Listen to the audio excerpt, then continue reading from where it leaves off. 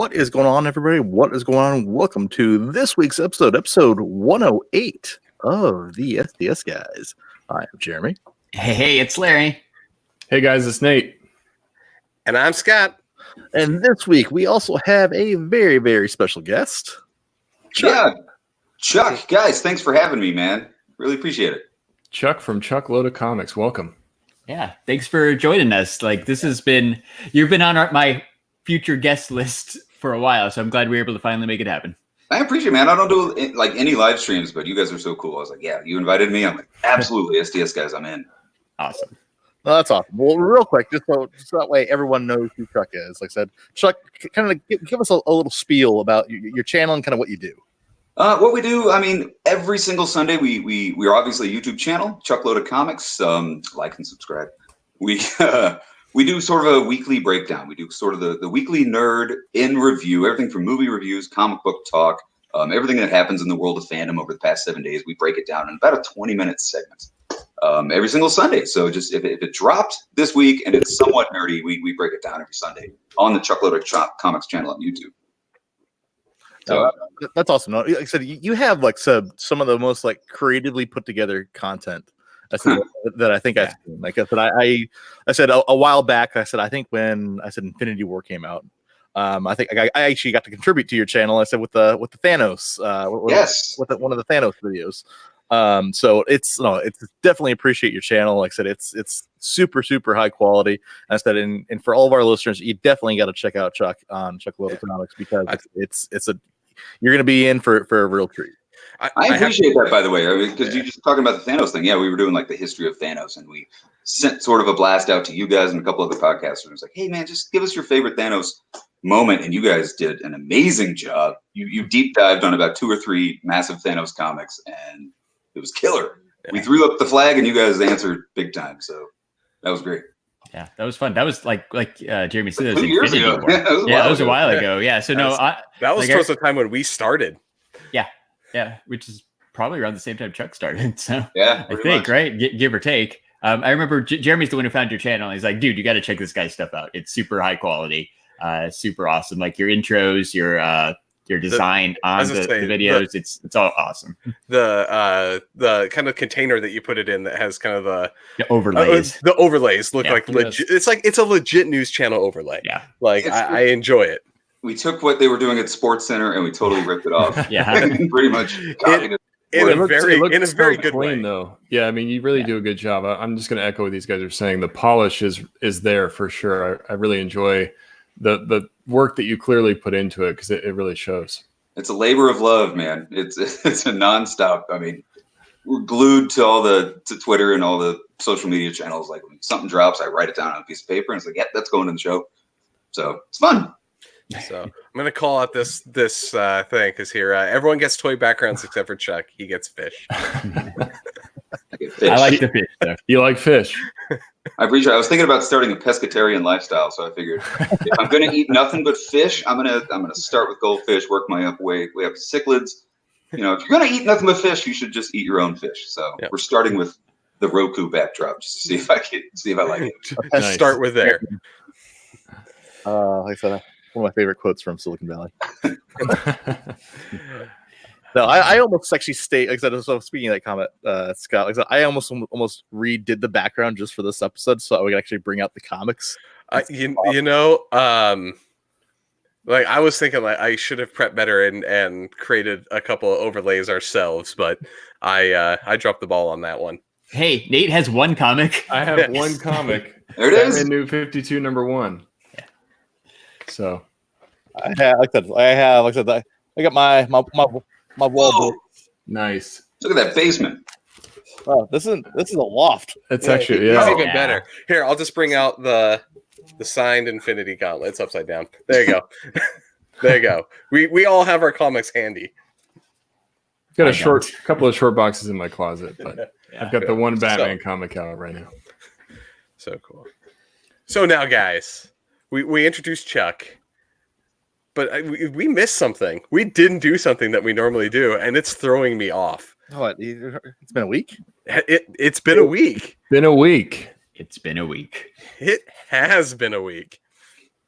All right. So who's got some? It's been a week fire this week. I don't have like it's been a week, but I did discover something about myself today, of all things. I can't wait to hear this. Yeah. What is it, Scott? Go ahead, Scott.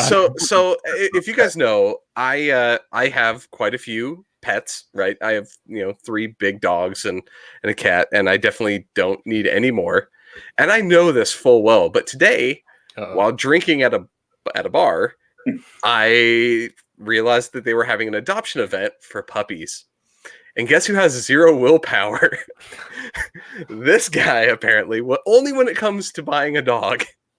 Do you have a new family edition? I don't have a new family edition, but I had to get drug out of that bar. Yeah. Before I ended up buying another dog. Well, how many dogs do you have right now? 3. Yeah. 3. 2. They're not small dogs, though. They are big not. dogs. No, like one's a Mastiff. She's over 100 pounds, and I got a couple 60-pounders. So I definitely don't need another. What kind of dog were you just about to buy? A German Shepherd mix. Jesus, man. Yeah. Just get a Another big big dog. dog. They make them small, you know. That would take over. But to me, those are just overgrown rodents. Those aren't dogs. Oh, that's sad. Let me go get my overgrown rodents. I'm gonna go get my overgrown rodent. You're insulting a lot of people right now, Scott. I probably am, but yeah. My cat is listening. I have my cat. Surprised your cat's not going after those fish. Yeah, he doesn't care. He's too busy puking on the floor right now. Yeah. Oh, great. That's awesome. Yeah. So that was it. That's my story. I found out that for all the willpower that I indeed have, it's not the color yellow that is my weakness. It is puppies. So you would have had a story if you would have went to Tucson with me for Tucson Comic-Con last weekend. No. Oh, you asked, and I implicitly was like, hell no. Well, how was it, Larry? Was it worth it? Of course not.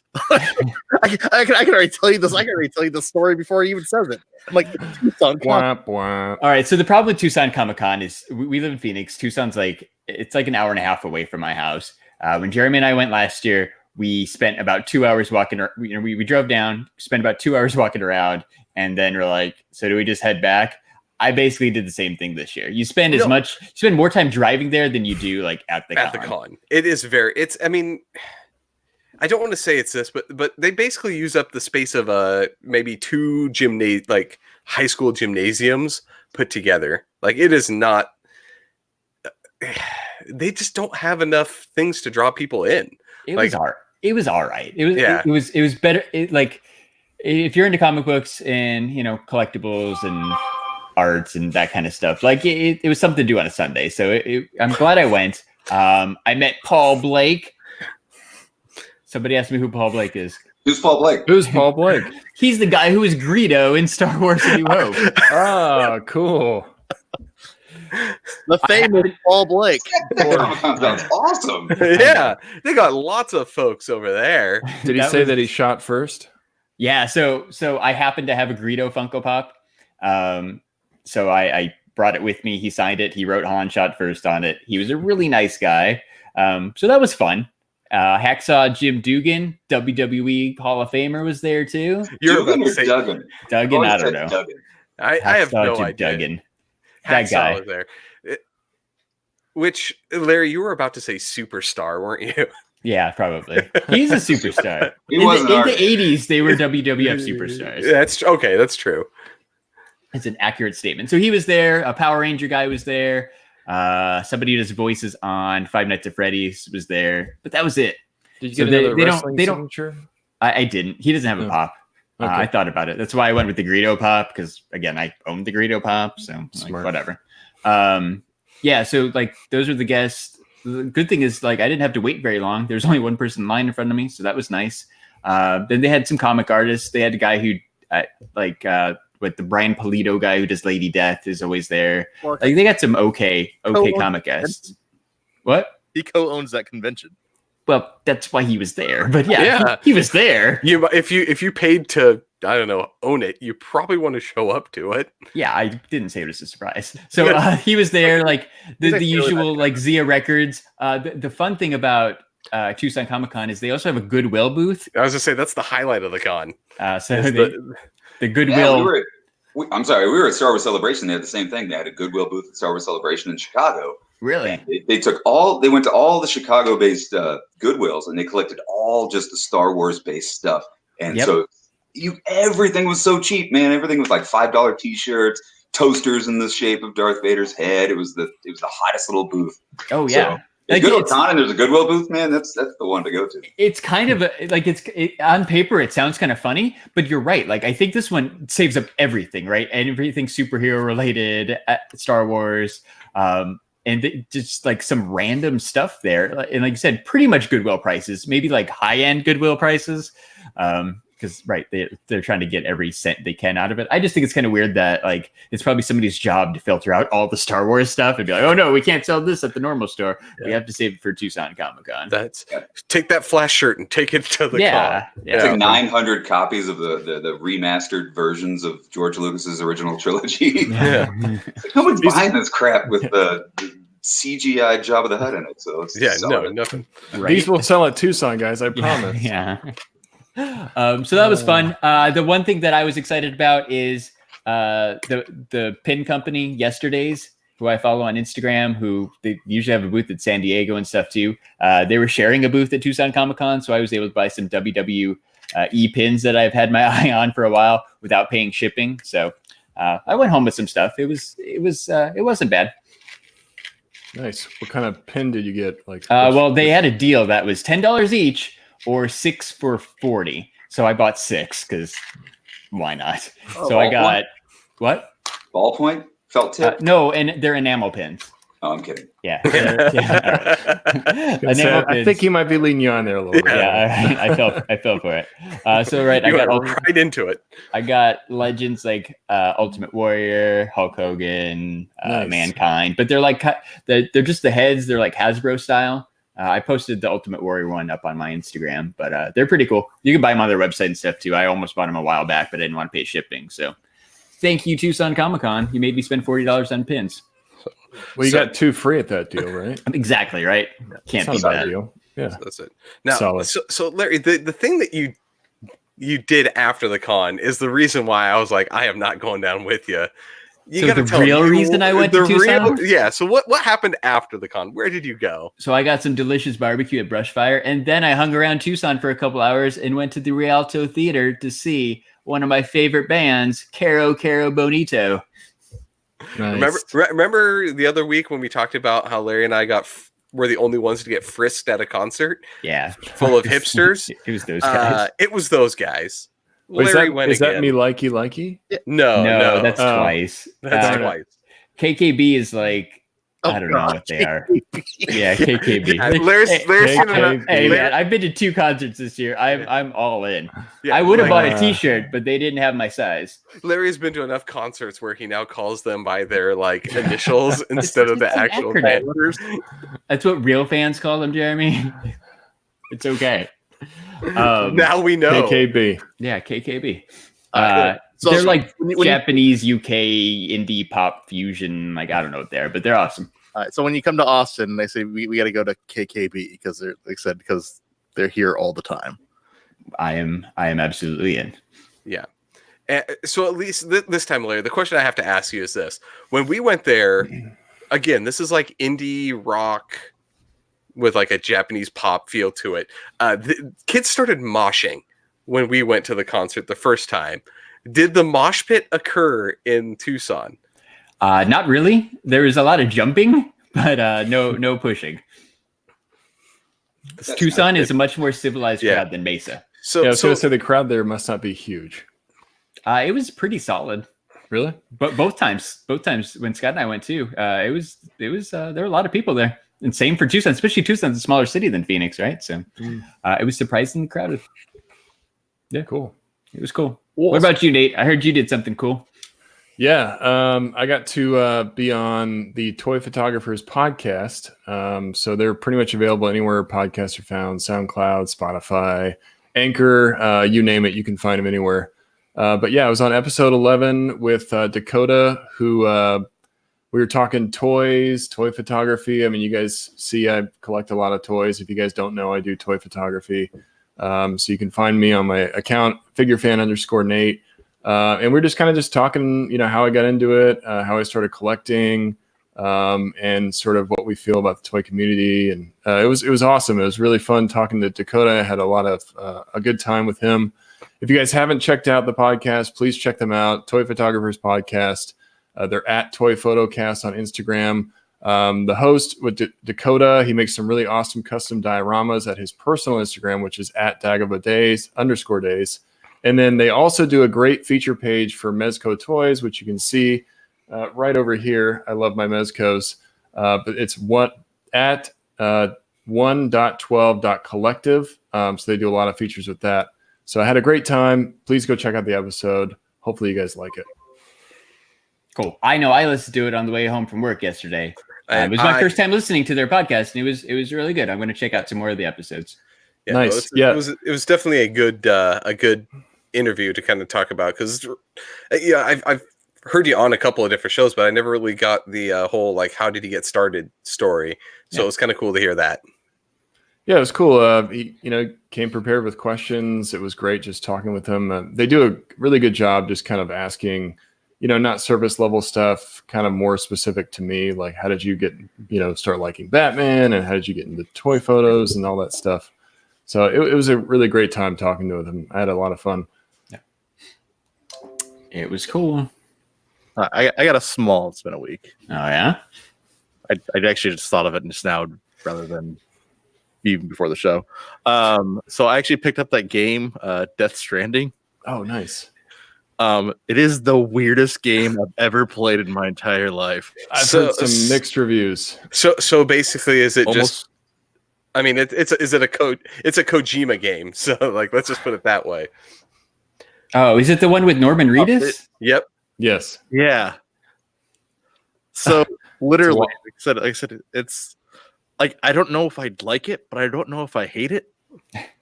Like it's. You're very indifferent. You're torn. Yeah. Let's just put it this way. So yesterday I stayed up to like 1 a.m. playing it, but I didn't enjoy playing it. I couldn't stop. That's kind of sad. There's been a couple of games where I played. Like because it's free. I'm going through Neo right now, and that game is like super hard. And I keep finding myself after like an hour or two going into it being like, why am I frustrating myself to this point? Like, I keep losing. Why do I keep playing this game? And we'll have to set it down. But then the next time I pick up my remote, I'm like, oh, Neo, let's go ahead and play that. No, it's this game is, like I said, it's you literally, like I said, the object of the game is to deliver packages. So basically, Amazon, like the game. Yeah. Paperboy for the 21st century. Yeah, Chuck's got it. It's Paperboy Modern. Yeah, it's that. But he's got no bike, right? Can you shatter windows and like take out dogs and trash mailboxes? No, you walk. That's the best part about it. I was gonna say you're just dirty. You just dirty Norman Reedus now.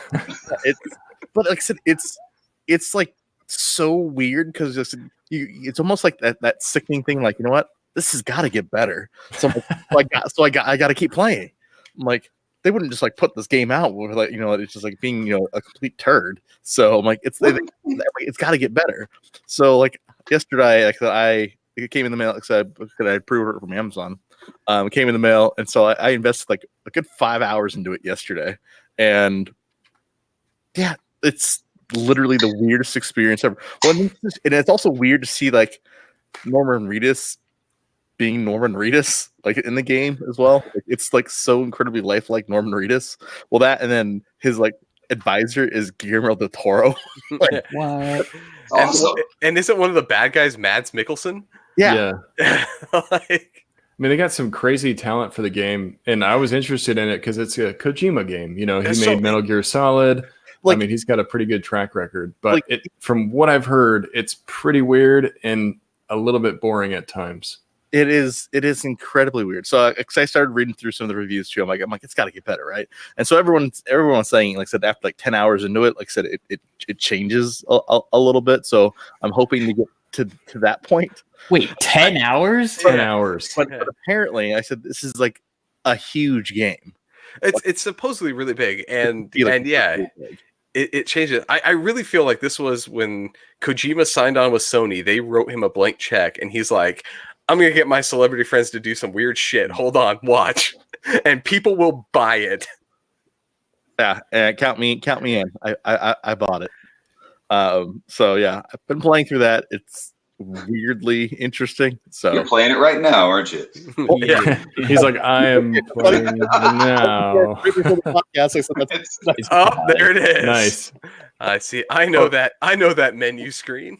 You have to let me know how you feel, because I was tempted, because I just recently bought a game too. I went and bought Outer Worlds, but I was debating on Death Stranding or Outer Worlds. I went with Outer Worlds, and I've been loving it. If you loved Fallout, Fallout New Vegas, it's all the best things of Fallout. It's a whole lot of fun. I'm really enjoying it. Fallout New Vegas in space with a smaller open world. Yeah, just really well polished. The story's good. The interactions with characters is great. The weapons are awesome. It's constantly interesting. If you guys are interested at all in Outer Worlds, I really recommend it. And from what I've seen, it's kind of hard to find, because I actually went to a Best Buy to pick it up. And they were sold out, and it was sold out all across the valley. They didn't have it in store anywhere in the valley. And then I called a GameStop, and they're also like, yeah, we don't have it in stock either. So I had to order it online and get it sent to me. But definitely recommend it. It's great. No. Scott, is that one of your 9 dogs barking in the background? That is not mine. No. That would be my little.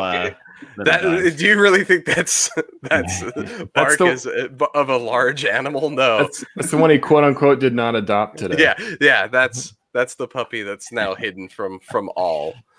Your wife doesn't know. No one knows. Cool. But I did get that dog. So it sounds like who want this dog? Yeah. So we're moving on, Scott. So it sounds like we all had a good week.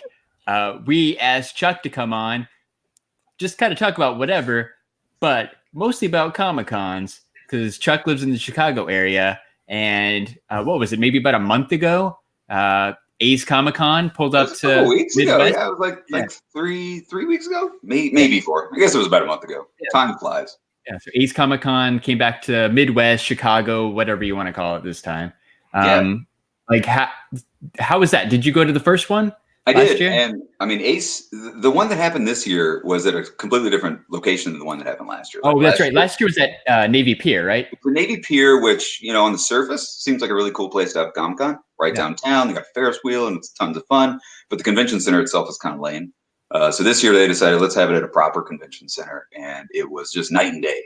It was phenomenal. Ace is just getting really, really cool. It gets, some people hate on it a little bit because it's not really focused on comics. It's more of a fan convention. I don't know if you guys have been to the Ace when it came out west. Yes, we've been to the Phoenix one both times. Yeah, it's a fan based Comic-Con. Actually, they did a Forbes magazine article on it about a week ago. Did you see that? Where it's like it's said that it's like the fastest growing fan based Comic-Con in the nation, and it's if you guys haven't been to Ace, you should absolutely check it out. It's for fans of the movies. It's a place where you can get photo ops. It's a place where you can, get autographs and stuff. And it's really just for fans to go see panels and interact with hyper famous people. Like the guest list at Ace is just madness. The entire cast of the Avengers was there, and just including their ticket price. You don't have to wait in line to go to panels, which is what absolutely blew my mind. It's just the panel space it isn't in a separate room like it is at most conventions where you got to wait in line, go into Hall H or whatever. It's just right there on the show floor. The stage is just right there. They set up all the chairs so you can just go from the con floor to the panel, back to the con floor. And that's my favorite part about Ace. It's all right there. It's all accessible.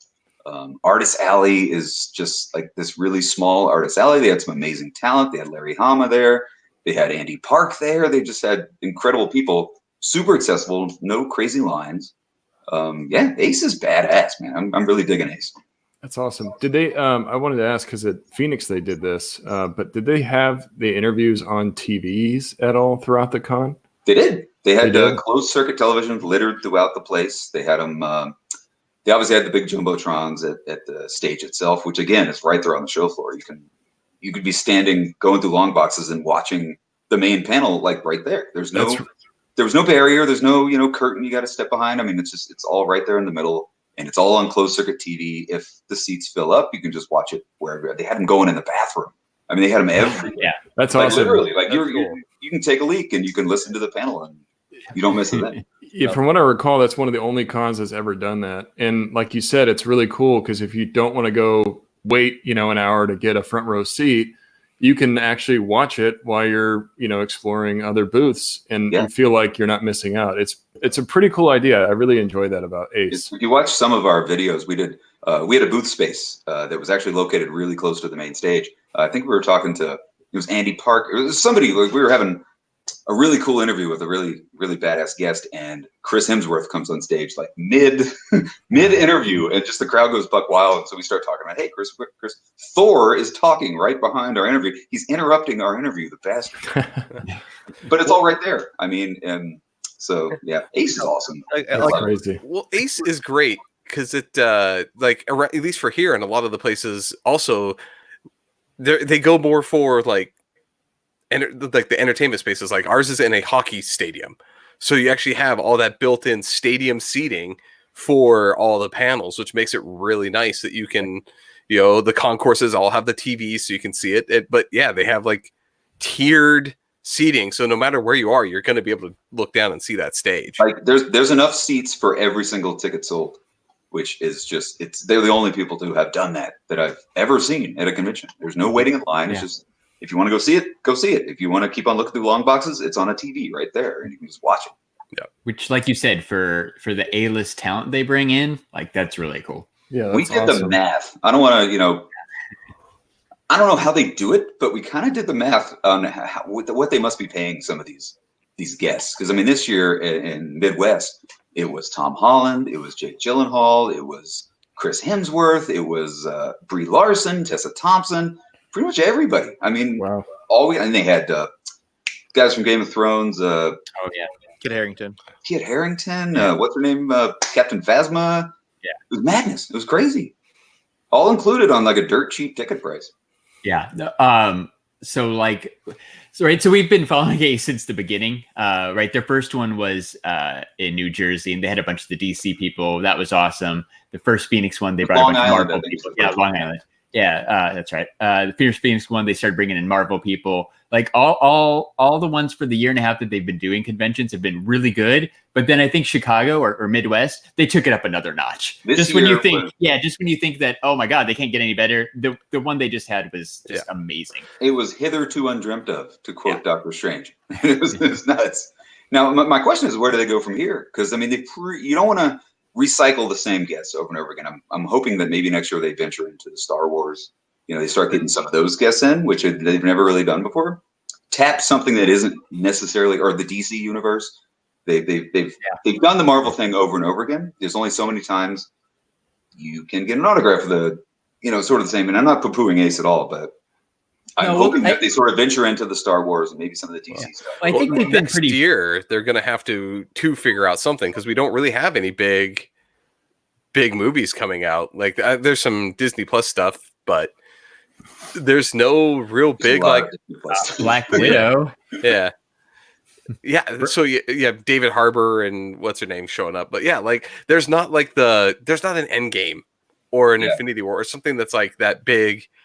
Huge fan event, so they're going to have to look into Star Wars, or some of these other some of these other fandoms to try to get those big guests. The Star Wars universe, I think they really are, because that's sort of untapped for the Ace people, and they're done with the trilogy. They're Ace is going to say, "Hey, you want $1 million for a weekend of just sitting there?"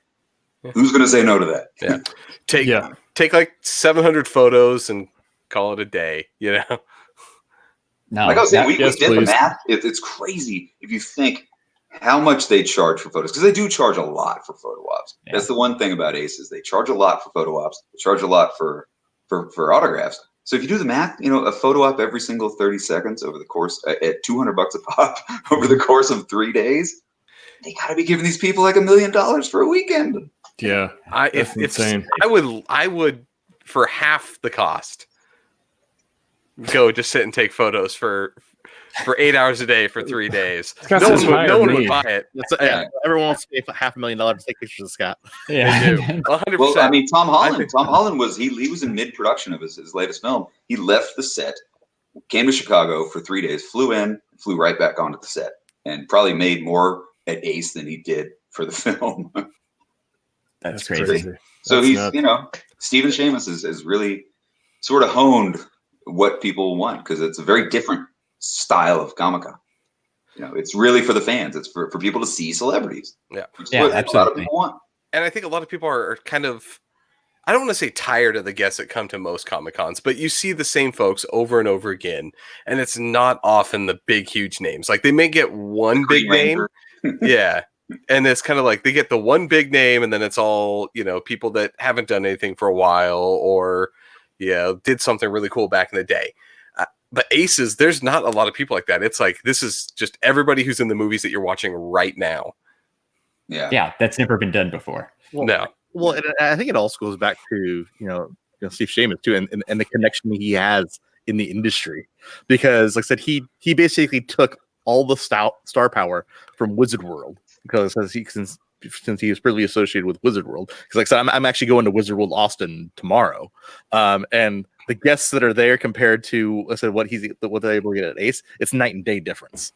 It's just like I said, it's the power of that, of bringing it over, that star power over into, like I said, starting your own convention too. So it's ridiculous. It's crazy ridiculous. If I can say something about Stephen Shamus, he actually came over to our booth and he hung out with us for a while. He didn't want to do an interview. We really wanted to sit down and pick his brain about how Ace happened. He said, I don't like being on camera, but he's the nicest guy in the world, Stephen Shamus. I mean, he sat there and just talked to us for like 20 minutes. Just, he was gushing over us and we were gushing over him.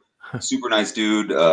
Biggest thing I can say about Stephen Shamus is, if you follow these social media groups for Ace Comic-Con, like the Ace Comic-Con official fan group and stuff like that, he's on these things. Like I don't know if you guys were watching any of our coverage pre-Ace Comic-Con. We were doing these mystery guest announcements, where they gave us a mystery guest, and we would do a live announcement, like live on the Chuckload of Comics channel. And so I would start promoting these things on the fan groups, and people just started hating on us. They're like, this is clickbait, this is crap, this is a lie, this is clickbait, forget this guy, he's not associated with Ace Comic-Con. Stephen Shamus got on those chats and said, no, guys, Chuckload of Comics is a friend of ours, and this is legit. So, I mean, what other owner of a comic convention would do that and actually get into the nitty-gritty of the live chats for just a fan? This wasn't even the official Ace. This was like the fan group. Yeah. I would almost say I did see that interaction. I was stewing. I was like, Shauna, do I say something? He's like, no, don't say anything. Just let it go. I'm like, me knowing you, and like, I'm like, I know this is legit. I almost felt bad for you. At the same time, I was like, hey, wait a minute, this is pretty cool. Like, Ace is letting Chuck announce a guest. Like, this is amazing. But yeah, I would almost say, like, to a fault, Stephen Shamus is in that group probably a little more than he needs to be.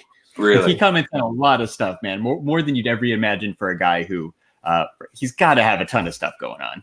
Well, one thing I saw him do, like, there's this one lady who did a post in the fan group, and she was not really complaining, but she was just a little upset. She got a ticket for one thing and wanted to exchange it for another thing, and they wouldn't let him. Stephen Shamus jumped in the chat and said, hey, give me your name, give me your number, I'll take care of it. Like, who would do that? I mean, that doesn't happen. No. With most conventions. Nope. For anything, right? Even like a Phoenix Comic-Con or a C2E2, like Amazon. Yeah. Apple. That one too, right? The CEO of any of these things isn't jumping in on fan groups. So he cares, which is awesome. Big ups to Steven. Yeah. I got his back. Yeah. No, like it's always been good interactions with him for everybody. So I'm excited. I really hope we get another Phoenix one. Me too. And they haven't announced the next one yet. Yeah, so it's got to be coming up though. I have a theory. Because we were looking at the map, and we were looking, like you said, it started in Long Island. Yep. And then it went, basically, it's just going from Phoenix to Chicago to Seattle, back to Phoenix, back to Chicago, back to Seattle. My gut tells me they're going to go back to the East Coast. Like Boston. I know a lot of people back to Long Island have been asking for it. So. Yeah. I'd see. They've been back to the East Coast since day one. It's been in Phoenix around the same time, kind of beginning of the year, the last 2 times it's come here. So I'm hoping that we get kind of a surprise con popping up here shortly. Because this is around the time they announced it last year, that we were going to have it for, what was it, January or February? So January. It's getting close though, right? It's I'm going to call it middle of November. Yeah, it's getting close, but I know they don't want to announce anything till they got guests lined up. So, because as soon as you say, "Hey, we're coming to this city," everybody starts climbing for guests. They usually have one guest like in the can, ready to go. Like, okay, Thor's coming now. We've lit the candle. Now you guys all freak out and wait for the more guest announcements, because people want guest announcements immediately. That's the one thing about the fan groups. These people are freaking piranhas. You announce one guest. And it's like, when's the next guest announcement? It's like, we just announced Tom Holland yesterday. just let that marinate for a second, you know? Start planning. Like, that's not good enough. Well, it's because everybody's excited. I know. You want more. Like, calm down. It's going to be fine. Yeah. It's been cool. I regret Tom Holland was at our first one. I regret not doing a selfie or an autograph or something with him. Like, what 100%. Right. Oops. Have you guys watched the because Ace posted the Tom Holland Mysterio panel that they did? No, I haven't watched it. It's such a good panel. These two, the chemistry between God, why can't I think of his name right now? Jake Gyllenhaal. Jake Jiggly Balls. Jake Jiggly Balls and Tom Ballin was. It was late at night because it ran late, and they were just so tired. But man, these two you could just tell they're friends. It's worth a watch. Of all the ones to watch from Ace, that's the one. I think that's part of what makes like the Marvel movies so cool is they all seem to get along really good. They all seem to love the characters and being part of this. And like, I think that's part of the reason why they go out and do an Ace Comic-Con too, is they want to meet the fans, that they want to have people come up to them and be like, oh my God, I love Spider-Man, or I love Captain Marvel. Like other franchises, you know, like you said, maybe even like a Star Wars or the DC movies, like those people aren't out there all the time. I feel like the Marvel actors are trying to get out there, because even Tom Holland did like I forget which Texas Con it was, but he was at a Texas Con a couple years ago. Like he's been around too before he got to be friends with Ace. Like Paul Rudd was at C2E2. Like they're sprinkled around every once in a while, even at non-Ace Comic-Cons. Yeah. And Holland's just going to blow up. I mean, seems like it, man. Like he's enough, right? But beyond just Spider-Man. Can I share one story about Ace Comic-Con? Because I'm the floor is yours. So we were doing. We had a booth space. We had a 10 by 20 booth space where we were hosting our own interviews for the Chuckload of Comics show. And while we weren't doing that, they had us booked on the small stage. You know, they were just kind of going from our booth to the small stage right outside of Barter's Alley, and we had a 5 o'clock interview on the small stage with Boss Logic, and it was booked, and this was about 4:30, and fucking Boss Logic, I'm like prepping for the interview and stuff.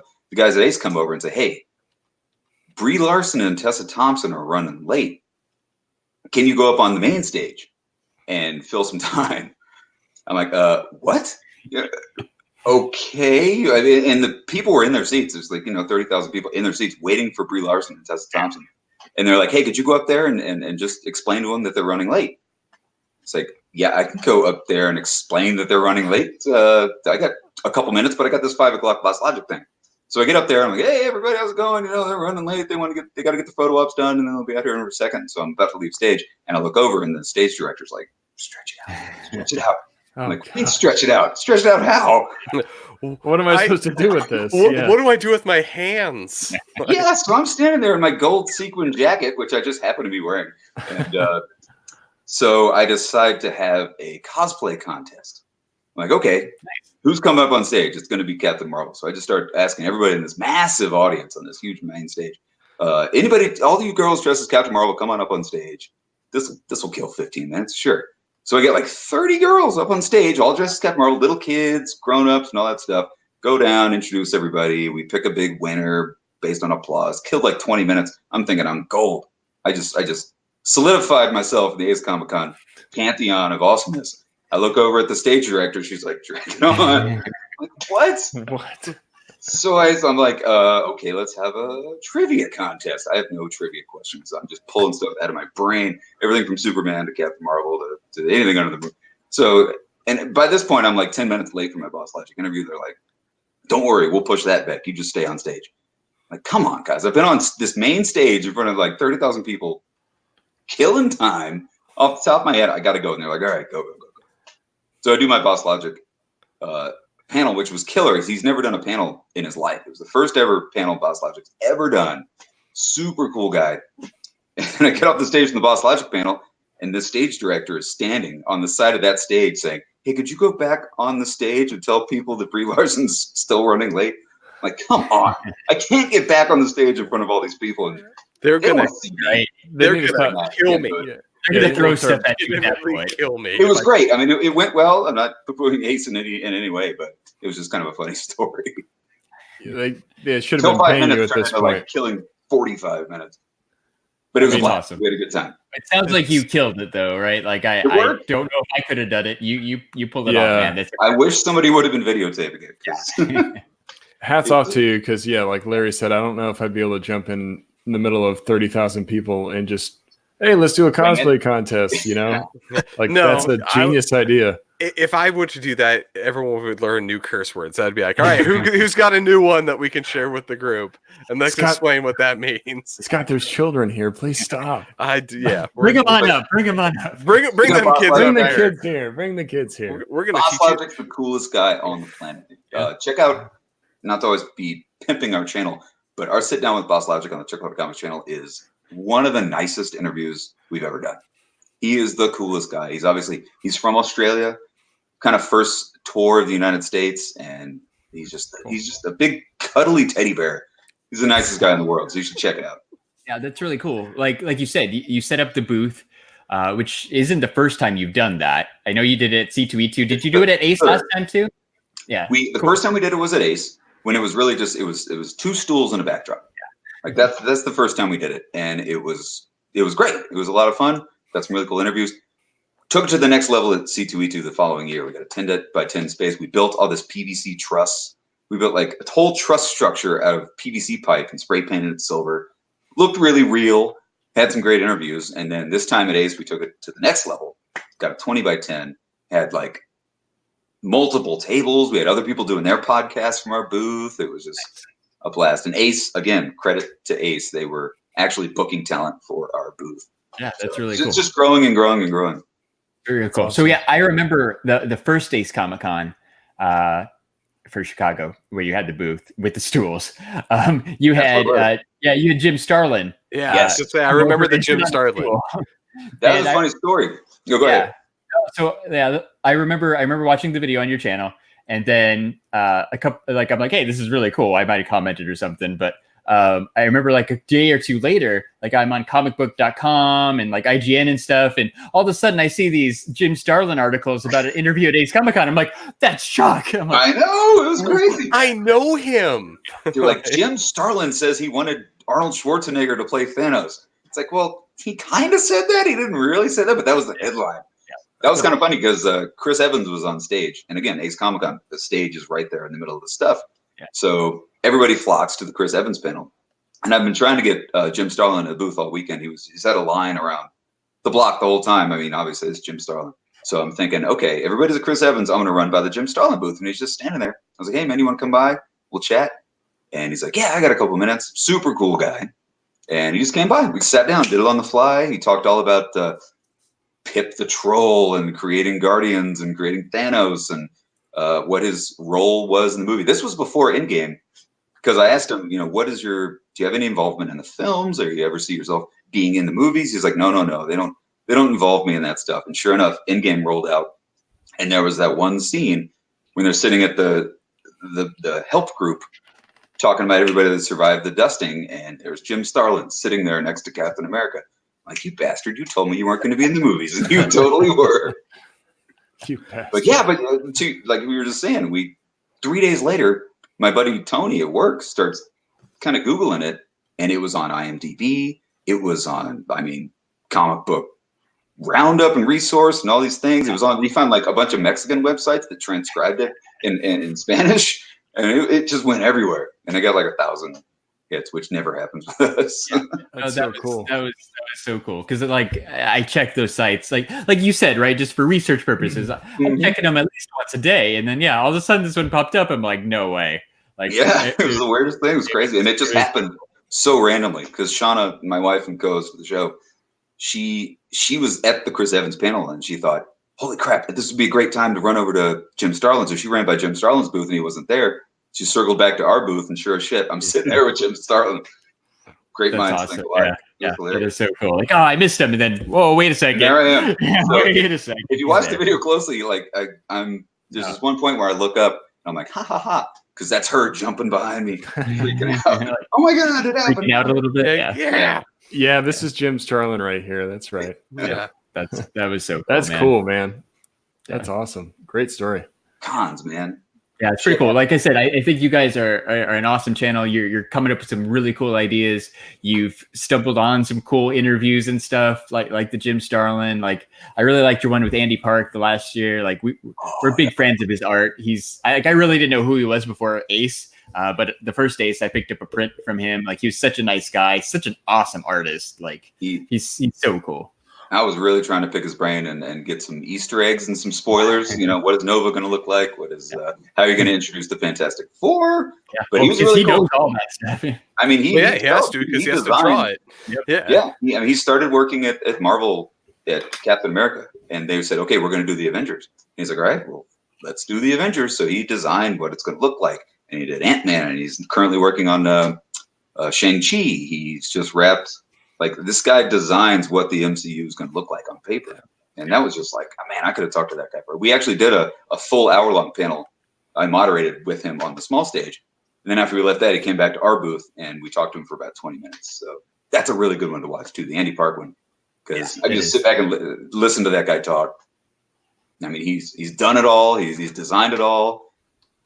He will not give up spoilers and Easter eggs. I tried multiple times. Well, he'll lose his awesome job. Right? Yeah, it's not worth it. But yeah, I like I said, super nice guy, super awesome. Like such an amazing artist too. Like you wouldn't like if you're just like, oh, you know, this guy who works for the Marvel movies and draws stuff. Like it could just be okay, but he's like one of the best high quality. Like I got a print. I think it's the Age of Ultron one. It's got Black Widow, a bunch of other characters on it too and stuff. But like Black Widow looks like Scarlett Johansson. He's just an amazing artist too. He was the one that dropped on Twitter like the first look of what Taskmaster is going to look like. He dropped it on Twitter, and it was Black Widow fighting Taskmaster, and everybody's like, "Okay, that's your first look of what Taskmaster is going to look like." Yeah. Now it came from Andy Park's Twitter. Yeah, if Andy Park tweets it out, you're pretty confident that the costume department's going to lock it. Like they're going to try to make it look like that drawing. Yeah, he's really excited about Shang-Chi because I mean he's obviously an Asian American guy, and just to develop this movie that's based around a Asian main character. I mean, we've seen obviously Asian heroes and Doctor Strange and stuff like that, but he seems really stoked about doing Shang-Chi. That's cool. That's cool. That like it's gonna look great. Yeah, like that's like you said. That's cool that he gets to be a part of that. I can see how that would be extra special, right? On top of doing like an Age of Ultron, this one's pretty cool. Yeah. I'm just excited for the potential of a real Mandarin from that movie. Yeah. That is a 10 Rings movie. So yes, amen, Jeremy. None of this fake Mandarin nonsense. Well, I think one of the things, and you kind of pointed out earlier, Chuck, that like in regards to like some of these artists and things, like so, like honestly, I'm a huge comic collector as well. And so there's a couple people that I've chased around for a couple of years, like trying to, like I said, either get autographs for or just even like chat with for a few months. Honestly, I said one of those people for the longest time was John Romita Jr. I like whenever I've tried to see him, it's either been at San Diego when like I said the line's been too long, or another convention where it's just been like 3-4 hours, people just camping out. Just to get signatures from John Romita. We went to Ace, and we literally just walked right up to John Romita and literally had an entire conversation with him and had him sign our books. Like it was, and he was doing it for super cheap because it was all for charity. Yeah, he was doing $5 a signature. It was like $5. Yeah, that was at Ace. Yeah, the first year. The first year in Phoenix, he was there doing $5 signatures for charity. That's cool. Larry Hama was at the Midwest doing full body pencil sketches for $40. Oh wow, wow, full body. Yeah, that's a great price. That's I asked him cheap. that. I'm like, really? We had him in our booth. Another good interview to watch is the Larry Hama history of the G.I. Joe interview that we did with him. But I asked him off camera, like, dude, you're doing full body G.I. Joe and sketches for $40? He's like, yeah, why not? I'm like, because you're Larry Hama. Because you could be charging $200 for these things. You created what we know of the G.I. Joes. Yeah. Not to mention Wolverine. I mean, the guy's a legend. Yeah. And he's doing like most Comic-Cons, you want a sketch, it's $50 for a half a head, you know, and he's doing full body sketches for $40. Yeah, that's pretty cool. Well, I ran into it wasn't at Ace. It was actually at Amazing. I think it was Amazing Arizona. No, it was Amazing Las Vegas Comic Con, where George Perez was doing $25 sketches, like full on, like full body $25 sketches, and he just like, because he wanted to appreciate his fans, he wanted to knock out as many as he can, and that's it. Like he worked basically from morning to night on sketches, and he spent as much time with you and talked with you while he was doing he'd sketch and talk at the same time. So it was a crazy cool interaction. Yeah, that was pretty cool. Tyler Calvert brings up Mark Bagley. I remember we met him. I was just looking at that chat, man. He was really cool. Yeah, he was sketching. Really cool. He was sketching when he signed for either me or Jeremy or both. Like, I think it was me. Like, I had to wait. He's like, just give me a second. I need to finish this part right here. I'm like, it was me. Larry, that was me and you when we were trying to get our signature. Hurry up, Mark. Let's get it over with. Well, yeah, he was sketching, and he's like, if I stop, I'm gonna I can't stop right yet. I'll lose my spot or whatever. And so but we had to stand there and watch him draw for like 5 minutes too. Yeah, like, it was amazing. Yeah, and not be creepy and be like, oh, I'm just sitting here watching you, dude. Like, I was invited to stand there and watch it. It was really neat. But yeah, he signed. That was when Jeremy hooked us all up with a bunch of comic books. Like, he signed a Spider-Man comic book for me. It was really cool. I'm looking at the chat here. We got Rafael Corona, my buddy, one of my best friends. He asked, "When will there be a Latino hero?" Thoughts? Only because I see Rafael Corona. If technically, if we get a Nova, yeah, why not? So a Nova. I mean, every version of Nova has been a Latino. So. For the most part. So that would be a great way to have that a major Latino person. I'm saying Nova, we get one. Yeah. Pedro Pascal is the Mandalorian. Mm-hmm. I mean, I know it's not the MCU, but it is in the world of fandom. There's actually a lot of Hispanic people in the Mandalorian. Yeah. Carlo Esposito, Pedro Pascal, Gina Carano. No, she's probably Italian. But anyway, Tyler's jumping in with Robbie Reyes was Ghost Rider.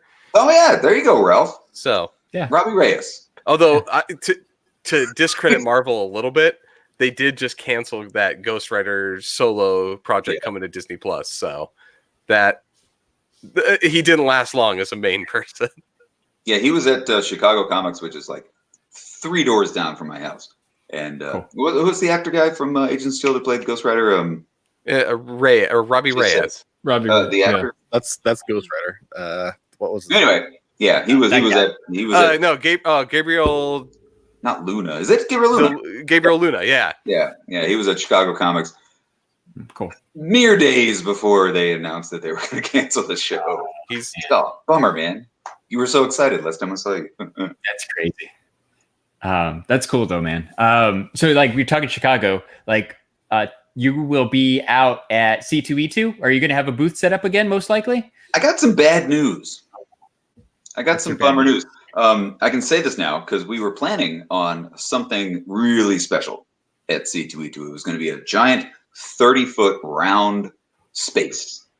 I called it. We were going to develop it and host it. It was going to be Podcast Island, where we designed it where there's going to be like 4 different sort of booth stage areas, a lounge with couches and stuff, a tabletop for 2-top podcast, a 4-top table, all mic'd. So people like STS Guys, now you guys could come to C2E2. We could all host our podcasts and our YouTube videos from one central spot in the middle of the show floor.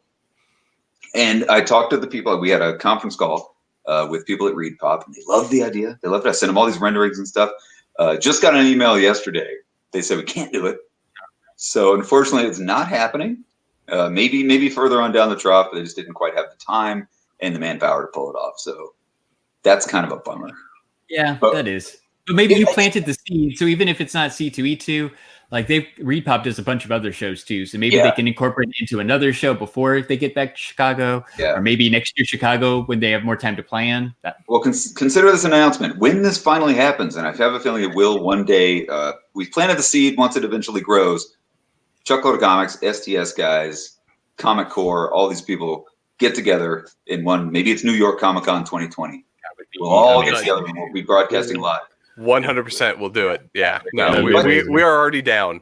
I think we will do a booth. We'll probably just do our regular 10 by 10 and, just host some stuff. We got our hotels booked. We just don't have a booth space yet. Is that one at Rosemont too? No, that's it. McCormick Place. That's like downtown Chicago. Oh, okay. Have you guys been to C2E2? Any of you guys? No, I have not. No. It is insanely awesome. Obviously, it's ReadPop. The same people that put on New York Comic Con. They put on Star Wars Celebration. It is the most. Well, you guys go to San Diego Comic. You guys know big Comic Cons. But C2E2 is no smaller than New York. No smaller than San Diego. It's massive. It's freaking huge. But what sets it apart from places like New York, because if the Javits Center is not a big place, it's sort of they've outgrown the Javits Center a lot. But McCormick Place is huge. It's so spacious. You can move around. And it's in Chicago, so it's cold outside. So they've designed this event space to where you never have to go outside. You can get, to hotels and bars and panels and all that stuff without ever having to go outside. And it's just the floor space is huge. And the Artist Alley is in the same building it's in the same room as, the exhibit floor. Whereas like a New York Comic Con Artist Alley, you got to walk way far away. You got to leave the exhibit space. You got to, what did I say? New York Comic Con? I'm rambling. I know, but it's killer, man. I mean, C2E2 is sick. So if you've never been, you got to go, and it's dirt cheap. Yeah, that's always a plus. From coming out of town, that's always a plus. I mean, 3-day pass for $80 is not bad. That's not C2E2 is definitely on our radar. We definitely want to go. New York Comic Con and C2 are, I think, and Emerald City are the ones that we haven't gone to yet that are on our must-do list. New York's a bit of a nightmare because it's great. They get tons of talent, but it's such a small convention center that they funnel you in, and it is just like you're packed. And just to get onto the show floor is crazy. They only have one bar that instead of a bunch of alcohol, there's only one place to buy a beer. And once you get on the show floor, you're just crammed in there. And if you want to go to Artist Alley, you have to leave the show floor, go down 200-yard hallway into a whole nother convention hall, which is Artist Alley. But C2E2, it's all under one roof. It's a bit of a nightmare. Yeah, that kind of breaks it up a little bit. That's weird. We were actually talking to the people, not to just ramble, but we were talking to people at ReadPop, and we were talking about doing our little podcast island New York Comic Con. They said they're actually expanding the Javits Center just for New York Comic Con. So they're going to build a whole nother wing. They're basically just rebuilding the whole thing just for the convention center because they know they've outgrown it. The year that we went, they were having panels. They weren't even doing their panels at the convention center. They were doing the panels at Madison Square Garden. So you had to leave and go to Midtown to go check out a panel. Oh, dang. Which was crazy. Like San Diego's kind of doing that too, right? The San Diego Convention Center's got some construction supposed to be coming up too to try to get them some more space. But same idea, right? The big thing for the longest time is will CCI leave San Diego? The city of San Diego has to do it to keep them around. I'm sure similar issue for New York and ReadPop. There's other places in the New York area where maybe you could move this convention. You gotta make sure you have a good, up to date, state of the art convention space to host these mega conventions. Yeah, because the amount of people that come is just ridiculous for those. It's huge now. It's been this way forever, or for quite a few years at least. To come full circle, the people at New York Comic Con and ReadPop could take a cue from the people at Ace Comic Con, do the entire convention at Madison Square Garden, which. They've got multiple rooms inside Madison Square Garden and do your panels on the show floor. That holds 100,000 people. I don't know. Just a thought. New York. Well, sounds like a solid idea to me. Put a pin in that, New York. Yeah. San Diego has the Padres baseball stadium across the street. Like people have been saying that too. Like, why did you just put Hall H in this 40,000 seat stadium? It wouldn't be the same, but at least everybody could go. I think that would make a lot more sense to pop in. It's not like there's anything going on in that. Well, stadium. like for San Diego, they specifically don't let baseball games happen that weekend, so it's always empty, or they're doing some other event over there. Yeah, the first year we went to New York Comic Con, it's like 2006, I think. But it was the first year they did the panels over at Madison Square Garden, and no one was used to that, so nobody went. So we had done the cramped convention space thing. We did the Artist Alley thing. It was like, you know what? They're going to do this killer panel with Stan Lee and Kevin Smith and Chris Claremont and all these guys. So we're like, let's just go to that. It's included in your ticket price. We went over there. We showed up a couple hours early. Walked into Madison Square Garden. We're from Chicago. We're rolling into Midtown Manhattan. And there's, Andy Serkis is sitting on stage. It's Andy Serkis sitting there talking about Planet of the Apes 3. And they showed the trailer that no one ever saw. And this was like months in advance. And there was nobody in there. It was empty. It's like, that's a pretty cool place to have a panel. It's this massive room. And then that ended, and then sure enough, Kevin Smith came out on stage, Stan Lee came out on stage, the mayor came out on stage and officially called that day Stan Lee Day. And it was just this amazing moment of Chris Claremont, Kevin Smith, Stan Lee, a bunch of other people on the stage. And we looked around, and me and Shauna are like 3 rows back from the front. We look around, and the place is like half full. It's like, man, so many people are missing out on this thing. So it's a good place to have a panel. Is kind of where I'm getting at. Yeah, no, that's a good point. And like you said, it's there. It's close enough where if they make sure they communicate it well, which I'm sure they've been lessons learned since 2006. So you just got to communicate it well and show everybody where to go for the panels, or like you said, or even just try to host the entire thing in Madison Square Garden, which would be pretty cool. Yeah, I just the idea of having it in Madison Square Garden would be pretty cool. It sounds cool. Yeah. For people out of town, I mean, God, it's Madison Square Garden. You might as well have it inside the Statue of Liberty. Like Jay-Z sings about Madison Square Garden. Jesus. Led Zeppelin played here. Okay. You're welcome, Scott. Oh my God! Thank you, Larry. You just made my night. So, speaking of interviews and things like that, Larry, we last week teased an interview. I'm going to tease it a little bit more today because you gave me a video to put on here that I think is probably the greatest thing we've ever done. Do you want to set this up before I play it? Yeah. So on Friday, November 15th, we're dropping a special episode, audio only. It'll be available on Spotify everywhere. We got to talk to Brian Volk-Weiss, the creator of The Toys That Made Us, and we can't show it until Friday because Toys That Made Us Season 3 doesn't drop until Friday on Netflix. So it was a fun interview. We're not, like I said, we're probably going to get in trouble for this, but we're going to play a quick snippet from the interview for you guys to hear now. Yeah. So we'll call this the spoiler. So if everyone's ready. Okay. This is the worst interview of my career. So if you want to find out why he says that. What did you say? That's so great. Tune in Friday to the STS Guys. The worst interview of his career. Yeah, no, 100%. It was a great interview. There's a context to that. You need to go check it out and see. It is it is a really good interview. We had a really good time talking with him, and I think he really enjoyed talking with us. You can tell that he appreciates our fandom. So keep an eye out for that. That'll come out, like Larry said. We're going to try to push that early Friday once the embargo lifts for it. Yep. Then there's an embargo for Netflix. They apparently, yeah.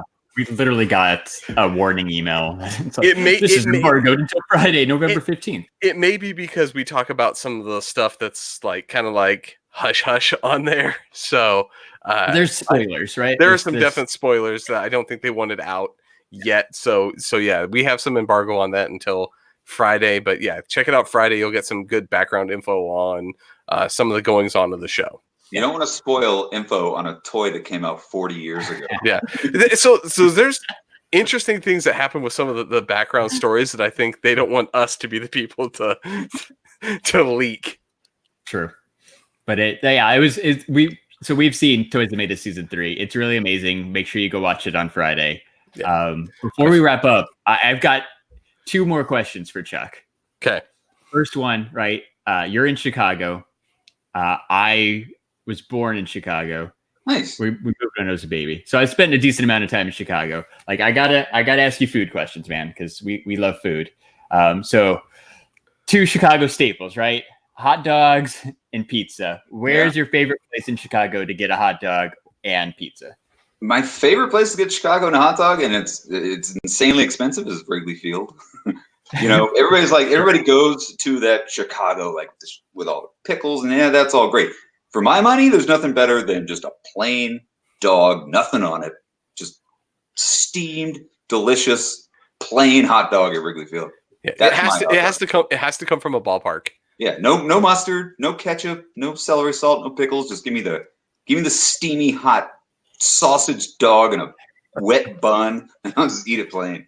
They do have good hot dogs at Wrigley Field. They do. I think they're like a couple $100 a piece now. Probably right now. Probably. It's about right. After they won the World Series, prices went up 10 times. Yeah. I was kind of pissed. They used to do spring training here, and the tickets were cheap. And then they won the World Series, and then the tickets quadrupled in price. I was like, wait, what the hell? No, that's the Cubs. I can see Wrigley Field on my window right now. We're that close to the field. That's the neighborhood we live in. And nice. I used to be able to see a game for $8 in the later seasons, and now there's no more $8 games now that they won the World Series. Yeah, that's crazy. Yeah, we lived a couple blocks from Wrigley Field, so cool. I was going to ask you too, Cubs fan or Sox fan, but I clearly know it's got to be Cubs fan then. I don't like sports. I'm not a sports fan at all. For the nerdy guys. But if I had to pick a sportsman, if I had to pick a baseball team, it would be the Cubs, without a doubt. Pizza, though. Yeah, pizza. Not to deep dive the pizza too much. There's pizza I recommend for people out of town, and then there's pizza that I eat myself. Eat myself? Yeah. Yeah, you said that. Lou Malnati's and Paisanos all day. Now, forget Gino's East. Forget Giordano's. That's for the tourists. Lou Malnati's and Paisanos. And the reason I'm saying them both is because they are practically the exact same pizza. A little bit of history on the pizza in Chicago. Lou Malnati's and Paisanos, they were brothers. So it's the same family recipe, same sauce, same crust, different box. Did you know that? I did not know that. It's the same pizza. I haven't been there. People argue about, no, I like Lou Malnati's. No, I like Paisanos. It's like, dude, it's the exact same pie in a different box. So my favorite, I haven't been to a ton. Have you been to Marie's Pizza and Liquor on Lawrence and Pulaski? Negative. That is my favorite. It is a pizza place / liquor store. You can't go wrong with that combo. The restaurant, it's on one side. The liquor store is on the other side. But you can go over to the liquor store and buy whatever wine, beer, whatever you want, and then just bring it over to your table and eat it and drink it with your pizza. Chicago's weird like that. They're a lot of the bars in Chicago, not to go off on a rant here, but to get to the bar, there's no entrance to the bar. You have to go into the liquor store, and then there's a curtain, and then you enter into the bar. It's you got to go through the liquor store to get into the bar. It's the reverse Disney effect. It's it's weird. It's enter through the gift shop is basically what it is. It's weird in Chicago, man. So come to C2E2 in the end of February. It would be cool. It'd be cool. Weird liquor stores. It would be cool to hang out, man. I will definitely have a field day with those type of bars. They're weird, and they're huge bars. Tiny liquor store, huge bar in the back. That's crazy. All right, Scott, ask our last question. Okay, so as is tradition with all guests, we need to find out what is the one thing that you can recommend to the people who listen, whether that be a book, a TV show, a video game, a movie. What is it that you are into? What is Chuckload of Comics? You need to get up on this right now. Get up on me? Yeah. No, the TV show or movie or something else. On Chuck. What are you really into right now? What are you watching, listening to, anything like that? All right. Since you're just throwing me into this right now, and I didn't know this was coming, I'm going to give mad props to Mr. Joe Hill. Joe Hill, if you're unfamiliar with him, obviously Lock and Key. He's got the Netflix Lock and Key show coming out. Nosferatu was a hidden gem. Anything Joe Hill does, check it out. And since you asked, I just so happen to have this. This was not planned. This week's From Joe Hill is this very special one-shot issue of Lock and Key. It's a killer book, and in the back of it, it teases one of the coolest comic books that are coming up from IDW Publishing I've ever read.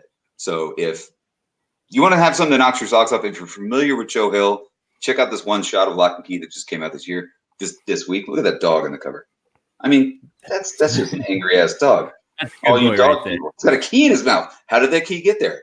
Find out by reading this one shot of Lock and Key. Anything Joe Hill does will knock your socks off. He's Stephen King's son. He's one of my favorite horror writers, novelists, and everything he does in comics is dynamite. So, and he just dropped the Hill House comics, the basket full of heads that just dropped. So, if it has Joe Hill's name on it, pick it up. You will not be disappointed. And you want to learn more about that, check out the latest Chuckload of Comics, because I heard you guys talk about that last week. We did, and he's going to be at C2E2 this year. Oh, yeah. Come full circle. Hopefully we'll have him in the booth, and we'll talk to him about it. That would be awesome. All right, so Chuck, remind everybody, like, where can we find you on Instagram and Twitter and YouTube and all that good stuff? The number one thing is youtube.com/Chuckload of Comics. New shows every single Sunday. We're on Instagram and Chuckload of Comics. There's chuckloadofcomics.com. I just recently put my cat in the header, so big ups to Walter, who's sleeping over there. So yeah, go to YouTube, Chuckload of Comics. We broadcast every single Sunday. This weekend's show, we're doing a full Mandalorian unpacking.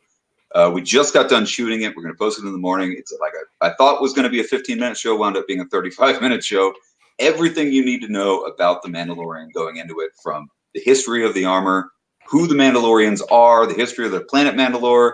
Everybody that's involved in the show is this massive Mandalorian show that's going to drop tomorrow morning on YouTube, Chuckload of Comics. Nice. So that is Sunday, November 10th, which is just in time because Mandalorian drops on Disney Plus on Tuesday, right? Yes. The 12th. So I'll definitely be checking that out before I get my Disney Plus fired up. Which no spoilers. It's not spoilers. Yeah. So you know. It's crazy that's this week. It's going to be awesome. Where's my app? That's what I want to know. Yeah, Where's right. the Disney Plus app, man? Right. I don't even have an official login yet. Like, I'm a little nervous, but I'm guessing that'll all work itself out Tuesday. We'll see.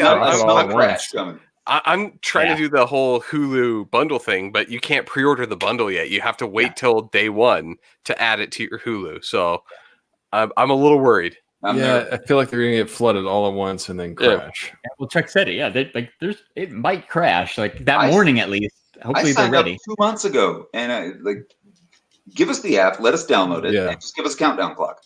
Yeah, exactly. We're not all trying to download the app at the same time. I'll be looking for that Mandalorian episode, though. That sounds like a good prep for the show. Yeah, we deep dive. We went balls deep into the history of the Mandalorian.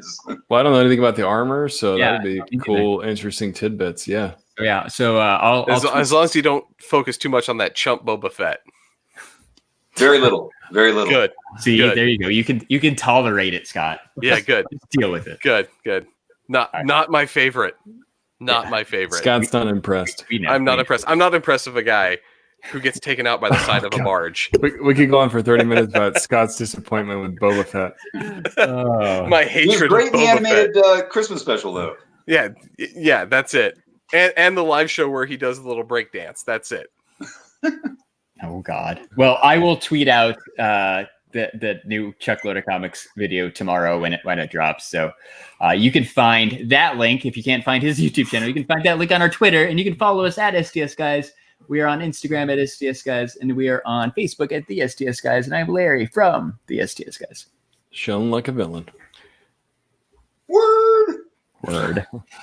So yeah, thank you, Chuck. Chuck, it's been a pleasure. Like that was a blast. Big fans. We really enjoy your YouTube channel, dude. So thank you for coming on with us. That was so much fun. Next time we do it, I'll have better audio. You said. You sounded great. Yeah. Take us out, Jeremy. All right. So for episode 108 of the STS Guys, I have been Jeremy. Hey, it's Larry. Hey guys, it's been Nate. And I'm Scott. And we're the STS Guys. Have a great night, everyone. Bye. Bye. Bye, Chuck. Bye. Clown nose. This is the worst interview of my career.